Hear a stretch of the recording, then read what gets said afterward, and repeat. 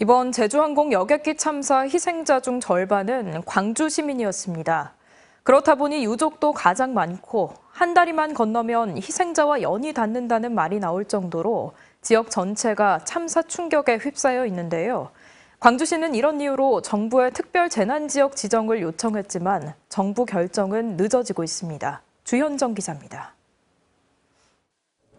제주항공 여객기 참사 희생자들이 속속 가족 곁에서 영면에 들어갔습니다.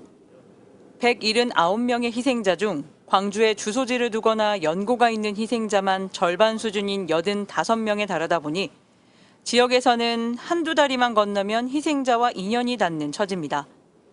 시민분향소의 애도 발길이 끊이지 않는 배경이기도 합니다.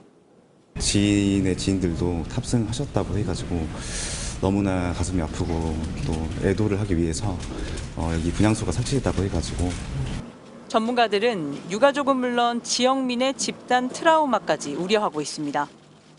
외상적 비탄이 굉장히 심할 수 있는 그런 사례에 해당되는데 가족이 아니라 할지라도 우리가 살면서 인연을 맺고 살았던 사람이 어느 날 갑자기 사고로 인해서 유명을 달리하면 이런 연유로 정치권과 광주시 등은 정부에 특별 재난지역 지정을 건의했습니다. 체계적이고 장기적인 피해 구제를 위해서는 국비 지원이 절실하기 때문입니다. 하지만 정부는 회의적인 입장을 고수하고 있습니다.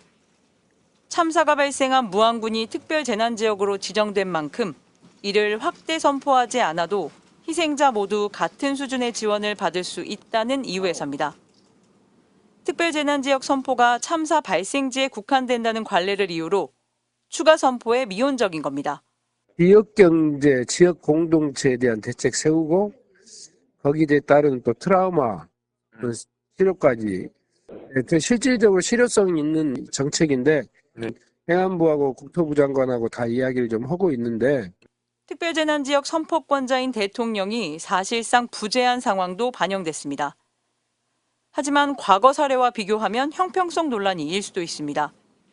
세월호 참사 당시 진도는 물론 다수의 희생자가 발생한 경기 안산시도 광범위한 지원 필요성이 인정돼 특별 재난 언제 어디서나 내 손 안의 뉴스 광주 MBC 뉴스 유튜브 구독으로 함께하세요.